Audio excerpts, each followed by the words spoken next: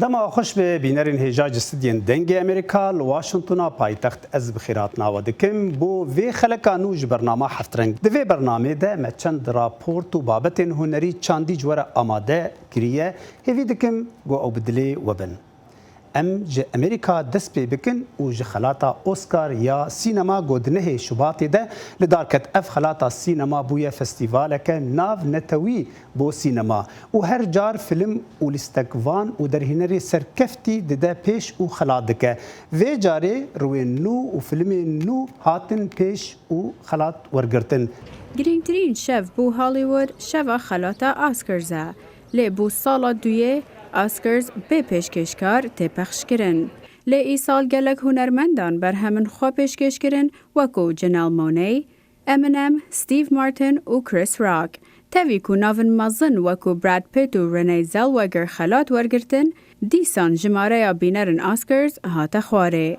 اکادیمیا آسکرز هر دم دمن رخنین تندایا جبر کم بونا جنان و امریکین رشپیس ده گروپن خلاتان دا. رنگه کمبونا بینرن آسکرز بویا وکو چاوله کرنه که کوهاندانا خلکه ده لتلویزیون تماشا نکن.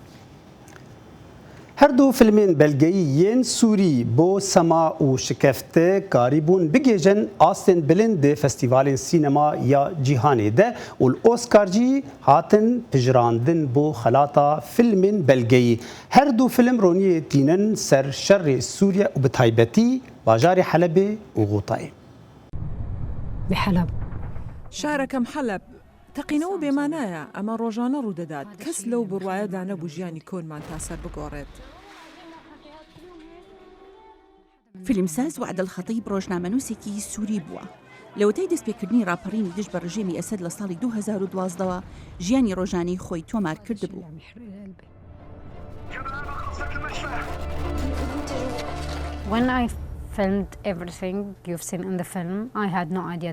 لەو دەمەی دیمەنی هەموو شتەکانم لەم فیلمەدا دەگرت پێم وابوو من فیلم ساز دەکەم تەنها ساتەکانم دۆکیۆمنت دەکرد چونکە دڵنیا بووم دەکوژرێم و دەمویست چیرۆکەکەم نەمرێت. فیلمەکەی کە ناوی فۆرسەمایە واتە بۆ سەما ژیاننامەی ڕۆژانەی خۆیەتی بۆ کچەکەی سەما کە لە کاتی ئەو وێرانکاریە لەدایک بوو. بۆ ماوەی 5 ساڵ لە حەلب ئەلخەتیب بە هەزارەها سەعاتی ڤیدیۆ گرتووە دیمەنی خۆی وەک خوێندکارێکی گەنج بە دوایدا بووکێکی تازە لەگەڵ هاوسەرەکەی حەمزە کە پزیشک بووە لە حەلب و لە دواییشدا وەکو دایکێک. حەمزە دووگیانم. ئەوان هەڵیان جارد لەو شارە ئابلوقدراوە بژین لە نەخۆشخانەیەک لەو شوێنی هەمزەیەکێک بوو لە چەند پزیشکێکی کەمی تر کە تیماری سیڤیلەکانیان دەکرد زۆربەیان ژن و منداڵ بوون. من ناتوانم خۆم لە وعدی ڕۆژنامەوان و دایک جیا بکەمەوە. ئەو دەڵێ ڤیدیۆگرتنی هەموو شتێک لە دەوروبەری یارمەتیدا لەگەڵ ڕەوشەکە بژی. لەو دەمەی هەستی بەبێ ئومێدی دەکرد وەک دایکێک نەک دەتوانی ژیانی باشتر بۆ کۆرپەکەی دابین بکات هەر فیلمی دەگرت نەک بە تەنها دیمەنە تۆقی نەر و ترسناکەکان بەڵکو ژیانی کچەکەشی کە وەک ئومێدێک وابوو بۆ دیمەنەکانی سەخت و ترسناکی ژیان لە سووریادا. لە پشت هەریەکە لە ئێمە چیرۆکێک هەیە یادەوەریەکی زۆر منداڵی بڕیاری سەخت تا بەم قۆناغە گەیشتین کە خەڵکی تەماشای ئەم فیلمە دەکەن بە هەمان ڕۆژی مندا ڕەت دەبن. پاش 5 ساڵ وعد الخەتیب لەگەڵ خێزانەکەیدا لە ساڵی 2017 هەڵات لەگەڵ فیلمسازی براوەی خەڵات و دەرهێنەر ئەدوارد واتس فیلمی فۆرسەمایان بەرهەمهێنا.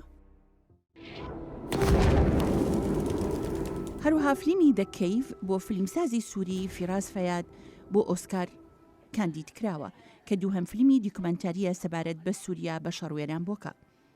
فیلمەکەی فەیاد جەخت دەکاتە سەر هەوڵەکانی تیمێک لە پزیشکان و پەرستەران لە نەخۆشخانەیەکی ژێرزەمیندا کە ناوی ئەشکەوتە بۆ ڕزگارکردنی ژیانی بریندارەکان بەهۆی بۆمبارانکردنی ڕژێمی ئەسەد و هاوپەیمانەکانی لە غۆتەی خۆرهەڵاتە سووریا. هەروەک فیلمی بۆ سەما فیلمی ئەشکەوتیش وێرانکاری لە چاوی ژنێکەوە نیشان دەدات دکتۆر ئەمانیە بەڕێوەبەری نەخۆشخانەیەک لەو کەلتورەی کە ژنان بەدەست ململانەکانی شەڕ و لە هەمان کاتدا نایەکسانی جەندەر ئازار دەچێژن. ليش ما في مدير يعني زلمه يكون قد حاله ويحسن يامن المستشفى اللي فيها مدير عم يقدر يامن ادويه، ما عم تقلي ما لقيت الدواء لا هون ولا برا.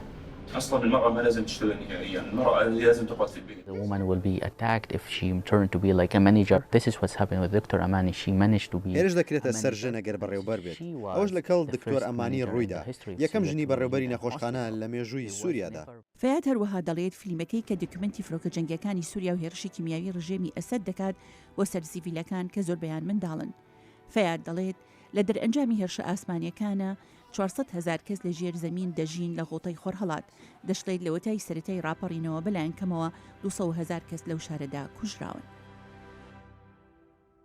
ڕۆژە ئەڤینداری ڕۆژەکە تایبەتە نەتەنێژ بۆ ئەڤینداران لێبەلێژ بۆ گولفرۆشên لەندنێژی گۆ ئامادەکاریەکە باش dikin û bi her rengî yê hunerê derûberê xwe dixemilînin û ciwaniyê li xelkê belav dikin lêbelê nebelaş.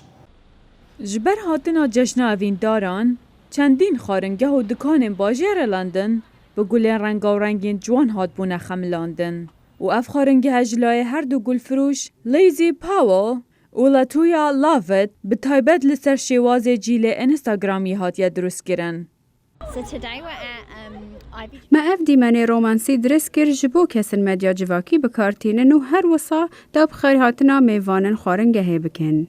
Ev cihêk û kiçeka di hêskê da di nava baxçeyekê da dileyzît, yê hatiye drûstkirin li ber tabloyê bi navê The Swing yê hunermendê navdarê Fransî Fragonard ku bi rengên zeytî û bi şêwazê rokokoyê hatiye drûstkirin.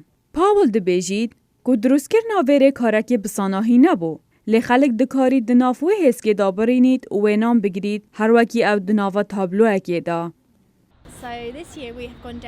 Ji bo dirêskirina vê yekê me daristanek bi gulên neyên rastî çêkirin û me her wesa dar bikar anîn. Me ji bo karin cor bi cor gelekî boyax û caw bikar anîn, ji ber ku gulên rastî gelek buhane ji bo xelkê. Ji dikanan bigire heta pêşangehên hunerî ku ev sala piraniya avahiyên London bi kulîlkên gulan hatbûne xemlandin û bahrapiteriya xelkî ji dervey avahiyan wê nedigirtin û li ser medya civakî belav dikirin. Li gorî lêkolîneka li ser malperê Finder.com ku salane Brîtanî nêzîkî 2 milyar dolaran li diyariyên roja evîndaran dimezêxin. Hartley dibêjît li bajêrê Mayfair ku bihayê daxwaziyên destgehên mezinên gulan li firûjgeha wê ve digihine 1900 dolaran heta 3800 dolaran. Hindek xelk tên vir û bi bohayê 500 poundan desteyên gulan daxwaz dikin ku rojane bo mavê 2 hefteyan bihîne hinartin da ku bikarin karîgeriyekî bikin. Roja evîndaran û evîna ji dil ya erzan û bêbihanî ne. Wekiya diyar ku pêşkêşkirina destgehên gulan di nava evîndaran da modêlekek û çi caran kevin nabît. Ku evîndar dixwazin her sal gorankariyan di vê rojê da bikin û bi rengên cuda evîna xwe diyar bikin. Hunermenda Kurd rewşen alboma xwe ya duyem derxistiya bi navê Tov. Got ji çend stranên folklor û yê nûjen pêktê rewşen jî destpêka xwe ve dixwaze şêwazeke nû bide strana folklor ya Kurdî. Eyûb Demir li Enqera bi rewşen rebû û ev raport ji hevtireng re amade kiriye.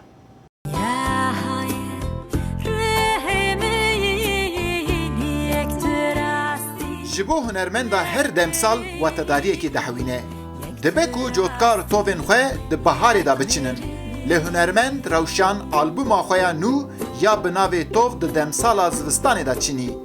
Ew di her stranê xwe da di hêlekê da êş û elemên xwe û di hêla din da jî rengê jiyaneka nû pêşkêşî guhdarvanê xwe dike. Hunermend rewşan dema albûma xwe ya nû ji bo dengê Amerîkayê vedibêje, xebatên xwe yên albûmê jî wiha radigihîne. Slav û rêz temaşevanên dengê Amerîkayê ما دهي مهي دهي نهاية ألبومك نو دراني ناوي توفه توف نزی 3-4 ساله من کو از بسر دخبتم ازو اکیبا من تیما من ام دمک درجه مخواست کو ام ساوندکی جدا ساوندکی هتابی جهانی جبکه آلبومک مخواست ام درینه ناو آلبوما نو توه ev nav ji bo hunermend rewşan wek kurahiyeka dîrokê tê tepênase kirin. Li gorî wê yê girîn çinîna tov e û piştî wî jî berhem pêk tê. Tov duyemîn berhema rewşan e. Albûma yekemîn bi navê Axlê Wesê di sala 2018 da hatbû weşandin. Ji xwe mixwest navê albûmê jî bêtir em bêjin bi vî rengê ez deynim. Yani tov hem berê xwe dide paşa roja xwe rabirdiya xwe hem jî dide em bêjin pêşa roja xwe ji ber ku di nav tov de bîranînek heye, hafızayek heye. Ew hafiza tu bivê nevê xweşîn dike. Axlê Wesê herçiqas di nav bêderfetiyan da jî bête çêkirin lê bandoreka mezin li ser guhdervana ve da. Lê em ana dibînin ku albûma tov qedera Axlê Wesê dabeş nake û bikaranîna teknîkekî mezin pêk hatiye. Hunermend rewşan vê yekê jî wiha bilêv dike. Bi qeydiyên gelek çawa bêjim ji bê îmkaniya min ava kiribû min li malê qeyd kir van strana bes ez karim bêjim ev albûma hanê hem dwarê sounda xwe de hem jî dwarê profesyonelbûna xwe de gelek îmkanên teknîkî me bikaranî. Muzîka Kurdî herçiqas dewlemend be jî lê rastî gelek kêşeyan jî tê. Li Tirkiye hunermendên Kurd jî bi vê nevê rastî van astengiyan tên. Hunermend rewşan jî ji van astengiyan dûr nîne. Gava ew vê yekê dinirxîne hest û boçînên xwe wiha ve dibêje. Li Tirkiye jî gelek zehmet e ku em konser û yani muzîka Kurdî em bigihînin bajarên Kurda û bajarên Tirka li vê derê. Gelek zehmet e ji ber ku festîval û organizasyonên li Tirkiye'de mixabil cîna din muzîka Kurdî.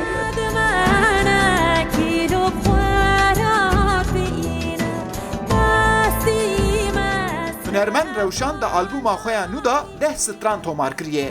Vana him klasîk û him jî nûjenin. Du stran rewşanê bi xwe durust kiriye û du stran jî ji Aram Tigran wergirtiye. Lê 6 besteyên din jî dê cara yekem be ku derkeve pêşberî guhdervanan. Eyüp Demir, Dengê Amerîka, Ankara. هنرمند شێوەکار عوسمان نەسراوتی یەک ji wan hunermendê bi aramî û bi bêdengî hunera xwe dike. Li wilayeta Virginia goj demek dû mûdirê ji lê dijî piştî ji Kurdistana Iraqê koçber bûye hunera xwe diafirîne bêgo çavî wî li xelat û navdariyê be. Ew evîna xwe tîne ziman. Yehya Berzencî serdana wî kir û ev raport ji me re amade kiriye. هونەرمەندێکی کورد لە ئەمریکا دووری جوگرافیا لە نیشتیمانەکەی ڕەنگیدی داوە بە تابلۆکانی لای ئەو تاراوگەیی نەبووتە بربەست لە بەردەمیدا تا ڕەنگەکان بخاتە دەنگ بۆ نیشتیمانەکەی. من لە تەمەنی تقریبا لە تەمەنی 28 بۆ 30 ساڵی هاتوومەتە وڵات. ئەوە نزیکەی بوو بە نیوەی تەمەنم لە کوردستان بووم نیوەکەی تریشی لەم وڵاتم. ینی من تقریبا وەکو دوو باش بووم بە دوو کەرتەوە. بەڵام تا ئێستاش حەز دەکەم هەر لە کوردستانە ژیم زۆر ینی زۆربەی زۆری بابەتانی کە بە خیاڵی مندادێ بە مێشکی مندادێ بۆی کە بیکەم بە بابەتێکی هونەری حەز دەکەم هێشتا هەر لەگەڵ کوردستانم.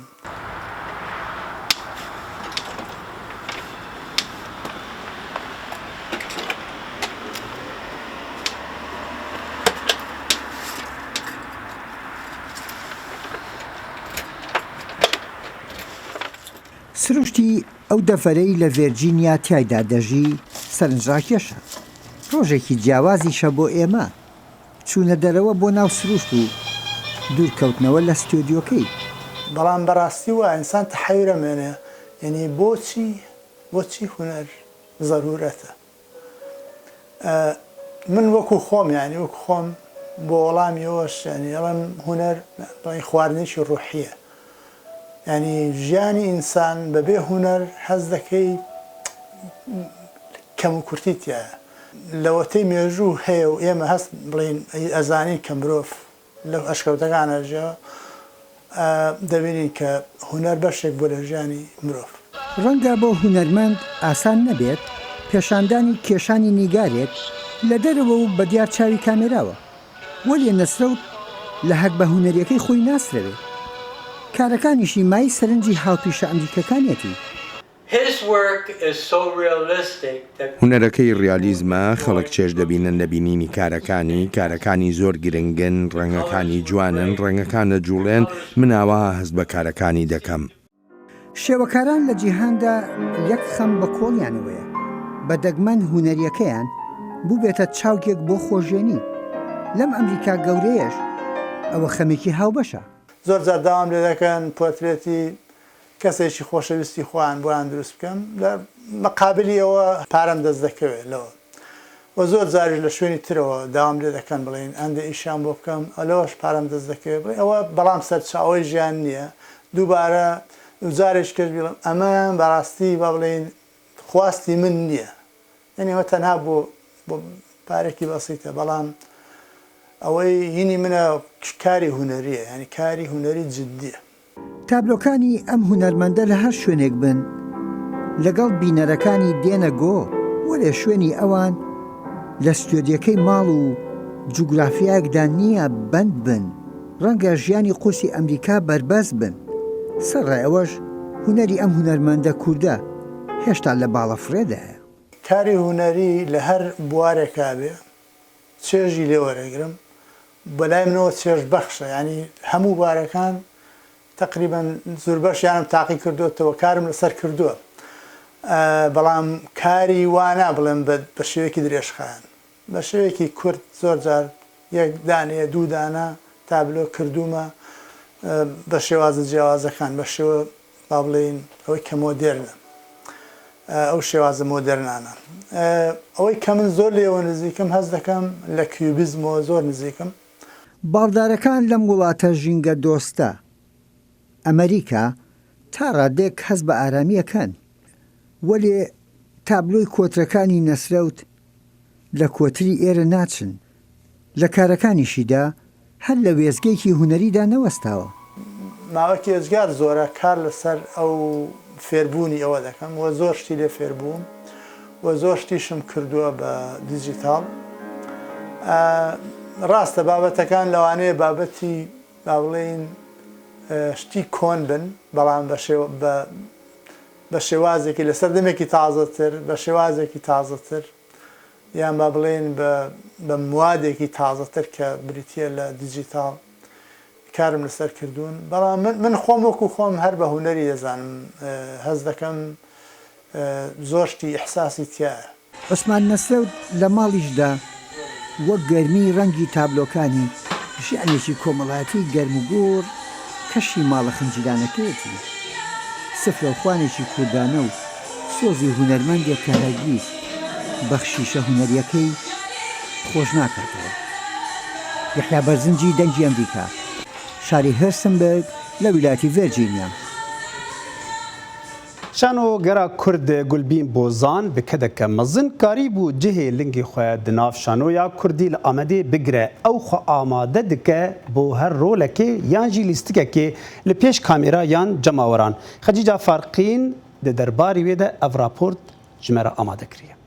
Hacî Remezan xwedekî Hacî Remezan dewa îmana me dike, dewa mirina me dike, îdî Hacî Remezan wallahî me anî ada emanê didîn û bestelo لا والله خش كما ايديك واتر بيني لي بكده شي برده شو آمده مجنافچه فارقینی جدایکم دسپیکم میا هنری چاو دسپیکر جو خب بنگه هدا هبو دما کم زاروک بوجی شانو های مجد نیم بوله بس شانو دجیانا مدا هبو از بچوک بم خاطیا من شالوارین کالیمن لخوا دکر سمیلی خوا چه دکر و شانو دکر من نظام بو شانویه بلکه ویج نظام بو شانو دکر نوینه شانو نظام بوله بس بوان لیستی که امزم بون افتشت هرتم هبو من جي هول ددا من دخواس كو اجي بكم مي كاركتري اجي بليزم بلكي او حسكرن د سبيكر ذات سبيتيا من دا د سبيكر محمد دقيق بلنت يا قربان حاج رمضان مريه إنا لله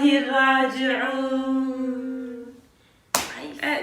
درنگ ایشه درنگ کا بگیره تمام محمد قربان سریت کا بگیره درنگ ایشه زان بر تلفن خیرینی اکادمیه جگرخوین لآمده و بو مسری ل 10,000 نهاندا بونا بشاشانه ل اکادمیه جگرخوین دا ملوی داری دست به پرورده و خباتین شانوی کر حتی نی 1013 بردوام کر اف خباتین ما پشرا آرمانجا ما او بکو ام زمانی کرمانجی زمانی کردی چند هنر خواب بمشینن و در فتونه بو مبی هوای بردوام کرد و حتی ایروجی و کلیستیکوانیا شانوی و کلیستیکوانیا سینمایی مد بردوام کرد و خیلی دراما خیلی دوبلاش یا کرمانجی مبی هوای حتی ویروی هات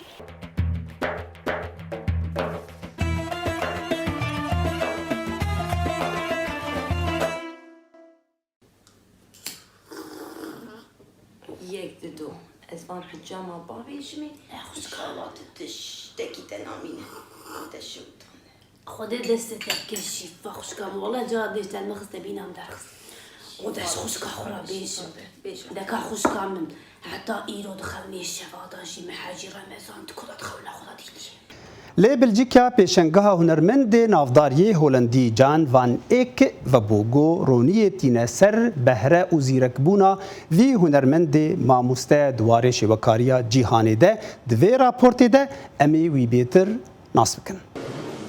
پشتی 600 سالن که جان فانک دست به شورشک هنری کریه به پیشنگاه رتروسپکتیو جیرتی و شهرزاتی هنرمند پیروز کرن. پیشنگاه یک ثبات دا لمزخانه یا هنرین جوان یا گنته بناو فانک شورشک دیتباری هات وکرن. پیشنگاه برهمن هنرمند مزن پیشکشتی که او هر وا هنریوی بچرنگی آلیکاریا ریچا رنسانسی کریه دده برچاوام. برهما هری نافداریا بناو گنت الترپیشی ته پیشکش کرن.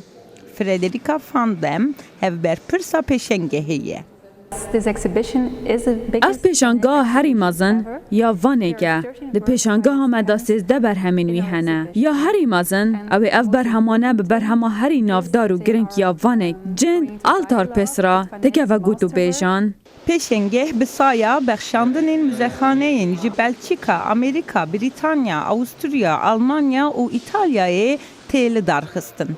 ev hevildanek hejaye ku bi keda salan derketiye holê û ne mümkün ku di demekî nêzde were dubare kirin dibêje fandem. Ez nizanim gelo du paşarojî de li darxistina pêşangehek bûye rengî çê dibe an ne.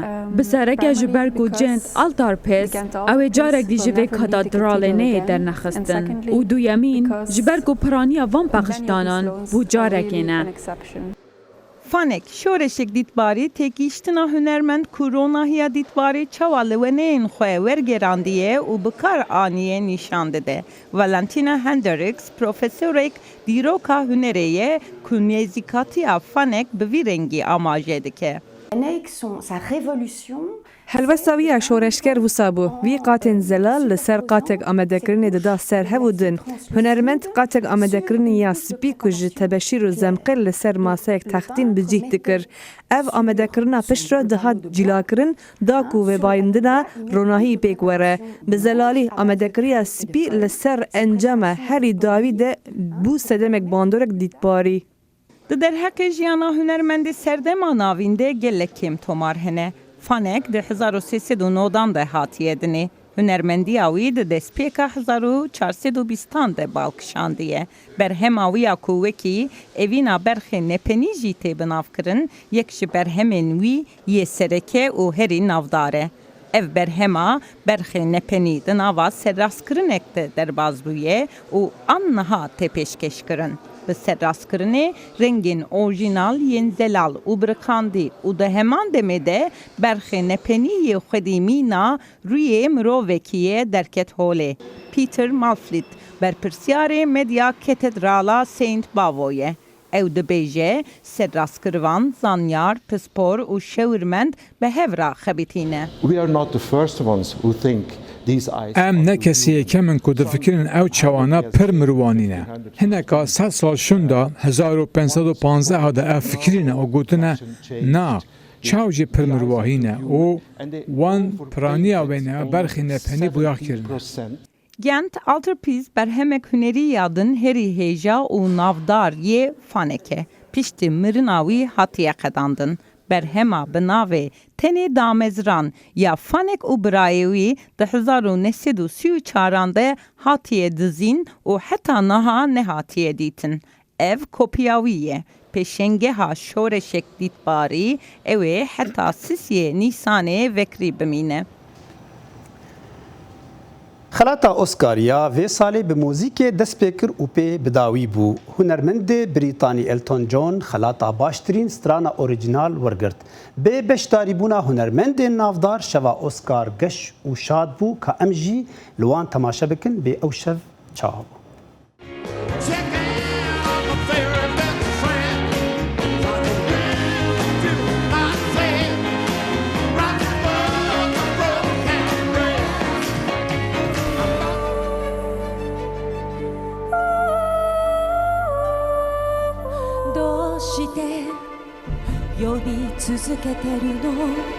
Może chcesz zbić mnie z tropu, żebym gdzieś zrobiła błąd. See nothing you can do can move me. You can try, but you can't lose. I can't let you throw yourself away. Son, it seems to me like you're never gonna behave yourself.